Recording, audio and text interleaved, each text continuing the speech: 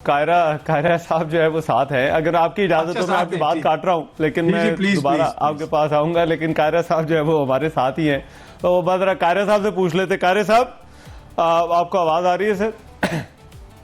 जी आ रही है। अस्सलाम वालेकुम जी कायरा साहब। अच्छा, वालेकुम अस्सलाम कायरा साहब। अच्छा कायरा साहब, आपके पहला वो जो हमने बयानात देखे फॉर्म 45 के हवाले से, उसके बाद एक डेवलपमेंट ये हुई कि चीफ इलेक्शन कमिश्नर ने कहा कि भाई फॉर्म 45 दिए जाए, क्यों नहीं दिए जा रहे अगर कहीं पर शिकायत है। तो जो पीपल्स पार्टी के जो पोलिंग एजेंट्स थे उनको कोई शिकायत ये दूर हुई, उसके बाद कोई बेहतरी आई है फॉर्म 45 मिलने में? जी एक ट्रेंड चला उस वक्त जब हमें पहले रिजल्ट आए, तो हमारे पोलिंग एजेंट्स ने हमें जब ये खबर दी तो हमने मुख्तलिफ सीटों से जो जो रिजल्ट आ रहे थे इब्तिदा में, उनसे हमने जब चेक किया तो ये प्रेडोमिनेटली ये था कि हमें नहीं मिल रहा फॉर्म 45। इसीलिए हमने पहले चीफ इलेक्शन कमिश्नर साहब से बात की, फिर हुकूमती जिम्मेदारों से बात की, और फिर हमने मीडिया से बात की, और हमने ये मुनासिब समझा कि हम ये बात लोगों के सामने भी रख दें। उसके बाद चीफ इलेक्शन कमिश्नर साहब ने ये इंस्ट्रक्शन जारी की और फिर फॉर्म 45 जारी होना शुरू हो गए। सो इसका मतलब हमारी बात जो थी वो उसमें वजन था, और आपका मीडिया हर जगह पे, हर पोलिंग स्टेशन पे मौजूद था। आप अपने इंडिपेंडेंट अपने रिपोर्टर से पूछ सकते हैं कि हमारा जो क्लेम था वो क्या गलत था।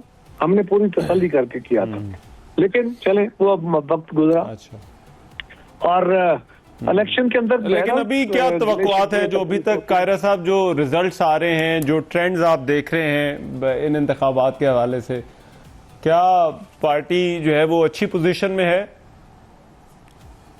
देखिए इस वक्त तो हम लीडिंग पोजीशन में हैं। इस वक्त तक हमारी 8 सीटें तो क्लियर हो चुकी, बल्कि 9 क्लियर हो चुकी, और अच्छा इंशाल्लाह हमें तवक्को है कि कुछ सीटें जो हैं वो चंद वोटों के मार्जिन से हैं। अभी पोस्टल बैलेट का मरहला है और भी काफी, तो हमें तवक्को है कि इंशाल्लाह पीपल्स पार्टी लीड तो कर रही है। बाकी मुस्लिम लीग की अभी तक 4 सीटें आई हैं वाज़ेह तौर पे। इंडिपेंडेंट्स जो हैं, अब इंडिपेंडेंट जो प्रोसेस कायरा साहब, जो इलेक्टोरल प्रोसेस हुआ है, मुतमईन है उससे? जो माइनस ये फॉर्म 45 वाली जो चीज है, इसके अलावा जो चीजें हैं उससे पार्टी जो है वो मुतमईन है? प्रॉब्लम्स थे कि कई जगहों पे रात को पोलिंग स्टेशन तब्दील कर दिए गए कुछ जगहों पे, और पोलिंग लिस्टों का भी फर्क था, उसमें भी रौला था। लेकिन मैं समझता हूँ बाय एंड लार्ज ये पुरअमन तरीके से इलेक्शन हुआ। लेकिन इस वक्त भी गिलगित सिटी में इस कदर फायरिंग हो रही है, पिछले कुछ 1.5-2 घंटे से मुसलसल क्लाशनकोफों के बरस चल रहे हैं, और मुस्लिम लीग के उम्मीदवार अपनी जीत की खुशी मना रहे हैं। ठीक है, राइट, बहुत शुक्रिया कायरा साहब, थैंक यू सो मच। अतर भाई आप बात पूरी कीजिए, फिर मैं जरा इख्तियार साहब से भी जो है वो उनकी जो है वो जी मैं बिल्कुल मैं वही कह रहा था कि बस अब थोड़ी देर में मजीद सिचुएशन क्लियर होगी, पर मेरे ख्याल में बेहतर होगा कि इख्तियार वली साहब भी थोड़ा सा इस पे रोशनी डाल दें। जिस तरह कायरा साहब ने भी कहा है कि इनकी जमात वहाँ पे कैसे सेलिब्रेट कर रही है, तो वो जरा इख्तियार साहब रोशनी डाल दें तो ज्यादा बेहतर होगा। जी इख्तियार भाई, जरा मेरा भी सवाल जो है वो जरा साथ ही आप ले ले। वो ये है कि जो ये प्रोसीजरल इनको मैटर्स कहा जा सकता है, बेज़ाब्तगियों के जुमरे में डालना चाहिए, या फिर जो जाहिर बात है जो ऑपोजिशन जमात है वो कह रही है कि इसके पीछे कोई प्लान भी लगता है? नहीं देखिए, बिस्मिल्लाहिर्रहमानिर्रहीम, सबसे पहले आपका बहुत शुक्रिया रहमान अजहर भाई। एक बात मैं आपको बता दूं कि हमें अपने अपने खोल से और रिवायती गंदी सियासत से निकलना होगा। जो जीत जाए उसको मुबारकबाद देनी चाहिए, जो हार जाए उसको अपनी शिकस्त तस्लीम करनी चाहिए। ये अगर मैं जीत जाऊं तो इलेक्शन ठीक है, अगर मैं हार जाऊं तो इलेक्शन गलत है, ये रिवायत ख़त्म होनी चाहिए। अब मैं अगर तहरीक इंसाफ का जिक्र करूं तो ये आप में सिर्फ शायद चंद लोगों को ये बात इल्म हो, मैं तो वहाँ से होकर आया हूँ। 24 हल्के हैं और 24 में से 12 हल्कों पर इनके उम्मीदवार पूरे नहीं थे। आप कहा कि बात करते हैं कि मतलब लेवल प्लेइंग फील्ड, वहाँ पर बुनियादी तौर पर मुकाबला जो है वो पाकिस्तान पीपल्स पार्टी और मुस्लिम लीग नून के दरमियान है, और जो कैंपेन थी वो सब ने चलाई। अब अगर मैं कहूँ कि जिस फ्लाइट में असद कैसर साहब जा रहे थे उसमें मैं और ख्वाजा साद रफीक साहब भी जा रहे थे, हम भी रह गए थे।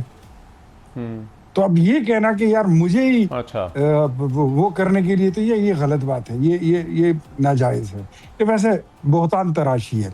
अब जुनेद अकबर साहब ने एनओसी नहीं लिया, मैं एनओसी लेकर वहां पे गया हूँ, नवाज शरीफ एनओसी लेकर आया, बिलावल भुट्टो जरदारी साहब एनओसी के साथ आए, आज भी कायरा साहब उधर बैठे हैं, मुझे मालूम है उन्होंने एनओसी लिया हुआ है।